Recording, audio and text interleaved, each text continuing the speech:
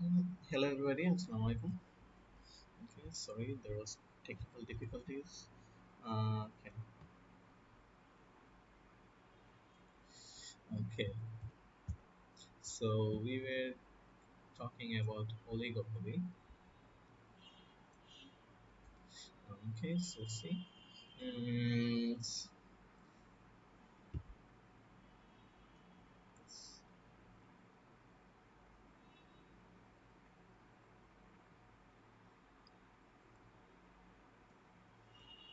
okay, so let's continue and start from oligopoly again. Okay. So oligopoly is a market where there are few sellers. Few sellers are dominating the market. Okay, so it depends on the size of the market. It can be two or three sellers or four and five sellers. So it depends on the size of the market. And then let's go through some of the features. Interdependency. So there are interdependency. That means the farms will be depending on each other. That means suppose if one farm is changing price, other players will also have to change the price. Otherwise, they will be affected. Okay, then next we have barriers to entry. So they try to come up with some barriers just like monopoly, so that new entrants will find it difficult to enter the market. Then we have price rigidity. So there won't be any kind of price war because uh, like we discussed that if they're so much interdependent that if one firm changes the price, other firm, if one firm changes the price, the other firm will also be affected. So this will be a problem. So this will be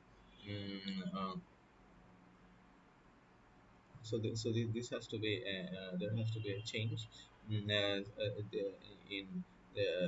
other things and not price because price war will lead to this lower price will lead to a lower profit as well. So all the farms in the market will suffer. So instead of that, they don't mm, want to change the price.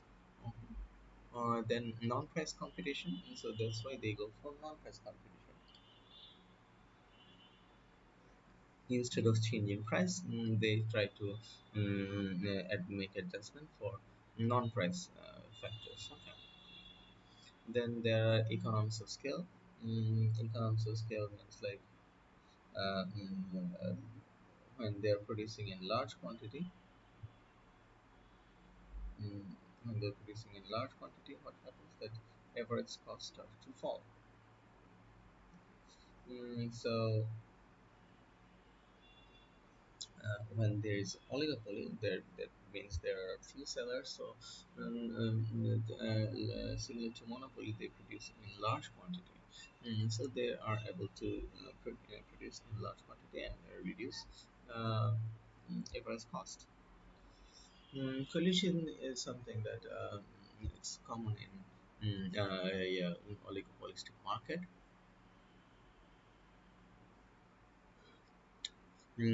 So what the dominant firms do, they set up an agreement between themselves that which is sometimes quite illegal in market, uh, which restricts competition. Okay, so even if there are very few competition, they try to reduce the competition and try to make the competition even zero. For example, market sharing. Mm, Market sharing means like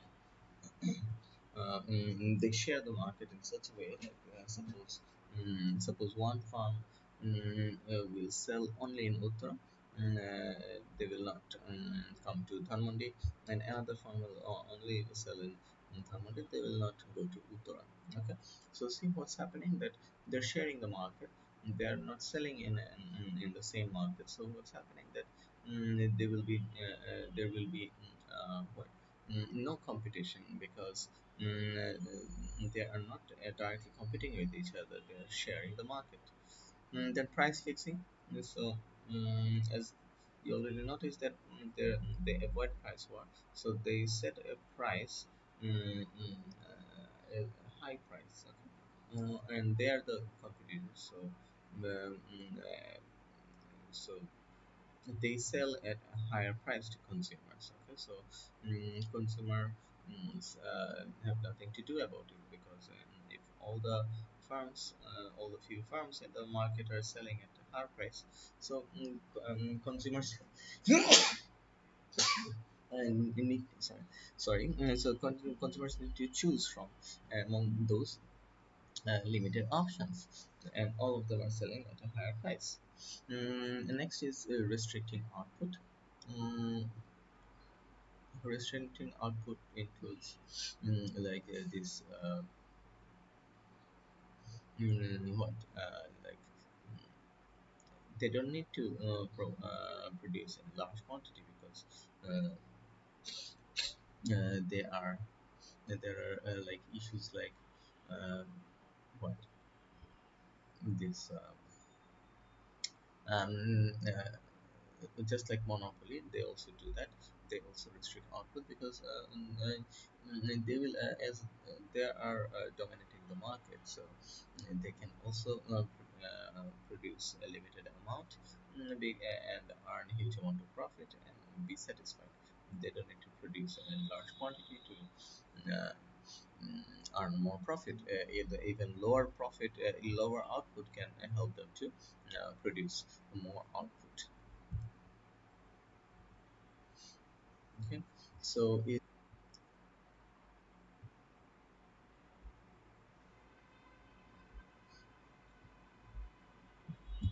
okay, so uh,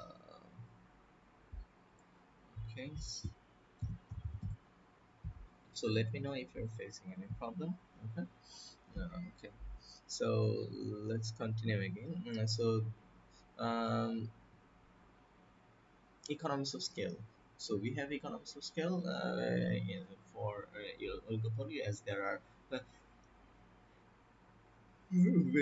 there are very few sellers.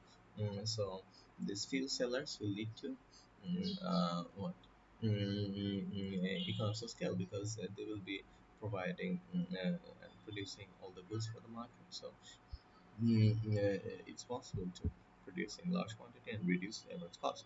And then with price stability, as we already discussed, they don't want to go for a price war, so price is quite stable. They don't change much prices. Then we have choices.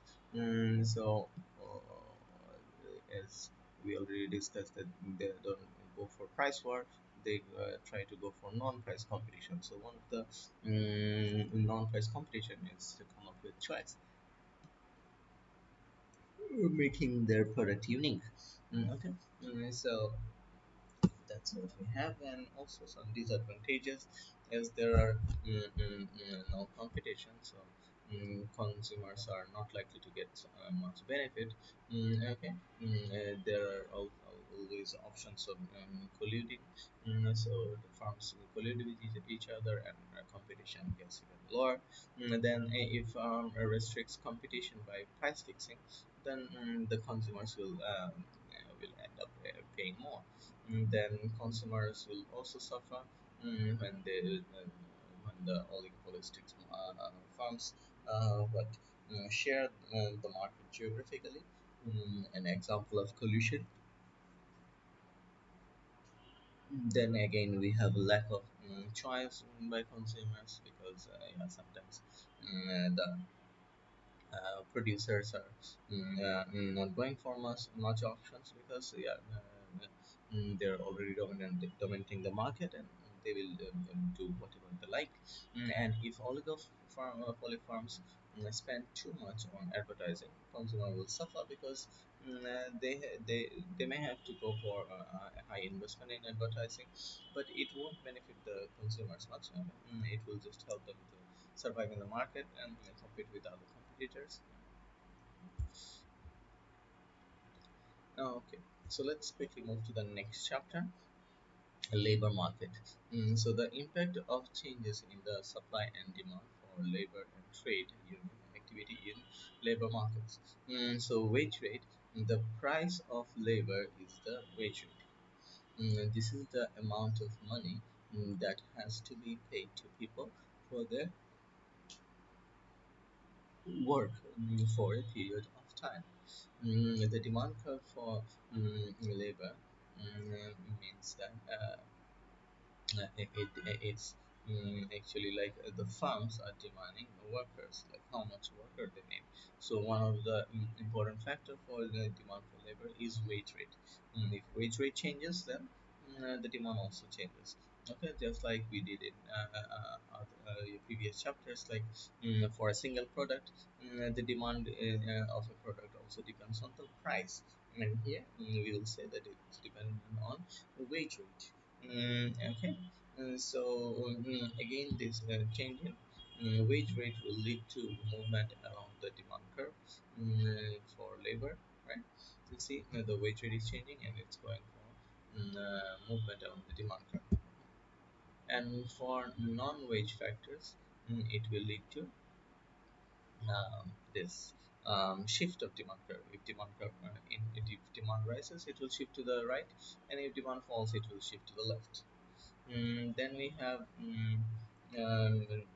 other non-wage factors like yeah, derived demand, like when demand of one thing is rising because of the demand of rise of another goods.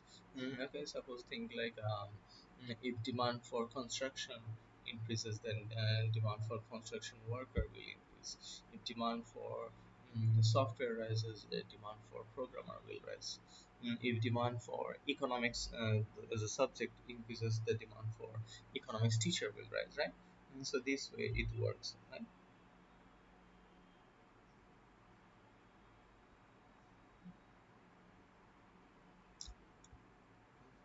Next we have cost of recruitment. Cost of recruitment, see what's happening that mm, the and think about like recruitment is like hiring new workers. If this process is very expensive, then the demand for new labor will decrease because the firms want to go for hiring workers frequently because it's expensive. Okay. But the demand for the existing worker will rise because they don't want to lose them. Okay. And next we have availability of substitute for labor. So say that if substitute labor, suppose machine or robots, okay, they are available or they are cheaper, then what will happen? Demand for the labor will fall. It will shift to the left.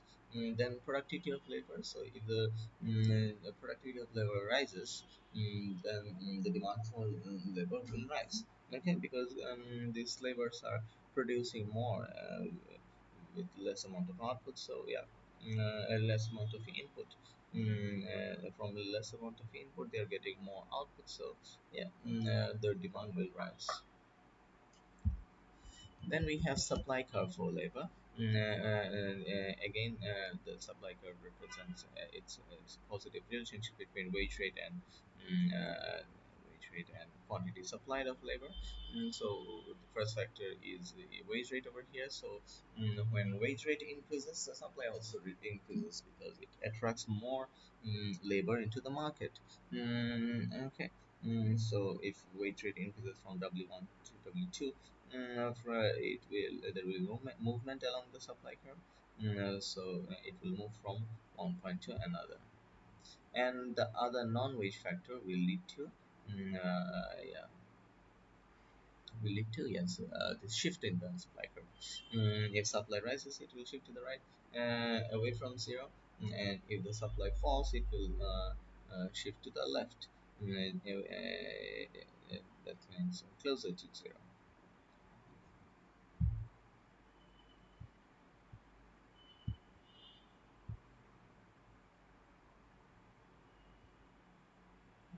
Okay. So next we have these factors. non-wage factors on supply curve. Let's go through like school living age. So if school living age increases, that means people are spending more time in school to develop themselves. Okay, so and what will happen to the labor market? The labor market will have less amount of labor because people are joining late into the market, so supply will fall. And if retirement age increases, then supply will increase because now more elderly people will be able to work in the labor market, right? So there will be more laborers in the market. Then willingness of women to work, or attitude towards the women, if it's positive, then the supply of labor will increase. Then immigrants means like more people are entering to your country. So if immigration increases, then what happens? There will be more workers. Okay, so this wage is determined just like any other product, by the equilibrium price. Okay, that means the interaction of this demand and supply curve will determine the price or wage rate of the workers, right? So where the demand and supply is equal, over there you will find the equilibrium wage rate and equilibrium quantity. And there are lots of examples, and there can be questions where you have to come up with change yeah, like you have to show the effects of the rise and fall of demand and supply. Okay, like we talked about the change in demand supply in the demand and supply chapter, right? Okay, so I'm going through one example over here. Okay, let's talk about the one example. Suppose this is the situation. Okay, the question is asking what will happen to the wage rate. Okay, when the given situation is happening, so let's so when they will ask for the effect on the wage rate, so you'll just draw the equilibrium. Okay, so wage rate in this axis and quantity of labor in this axis. Then we'll draw demand for labor over here and supply for labor here. Alright,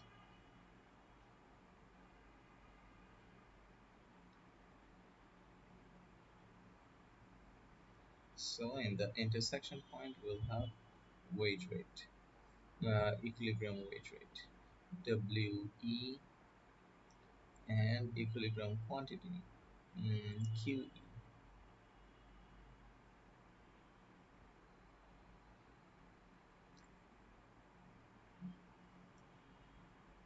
Okay, so see what's next. So suppose what's happening, more people are migrating to your country. Mhm. So what will happen? There will be more demand, right? Sorry, the supply of labor will increase, right? Because more people are entering to your country, so yeah, there will be a rightward shift of the supply curve. So it's like S2. Okay, so the new intersection point will be here. So see, if we have more labor, then the wage rate will fall, but the quantity of labor will increase. Okay, so we have a new wage rate and new quantity over here. Okay, so that's it, very simple. Okay. Okay, next we have wage differences. Okay, so see what's happening here. Let's keep it right over here. We don't have much time. So see, um,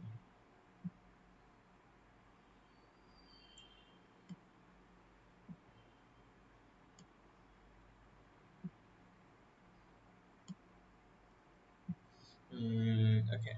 So see, then suppose this is the situation. Okay, and now what's happening that uh, okay, let's make it more inelastic.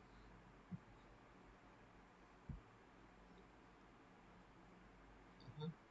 So suppose there are two type of workers over here.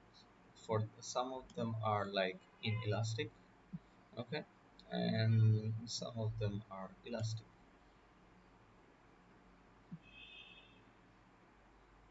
Okay, so who are they? Like those who are for whom the supply is easy to increase, they are yeah, this one, the horizontal one, almost horizontal, and this one is almost vertical. That means it's difficult to increase the supply. Okay, so think about a doctor. Training a doctor takes a huge amount of time. So um, supply of doctor is almost vertical, but supply of cleaners on the other hand, it's easy to increase the supply of cleaner, so it's almost horizontal, elastic. Okay, so that's one of the main reason of the change in the wage differences in the market. Okay. Okay, so in the next class we'll discuss even more about it. Okay, we'll start from trade union. Okay, okay then, so we're out of time. That's all for today. See you in the next class, inshallah.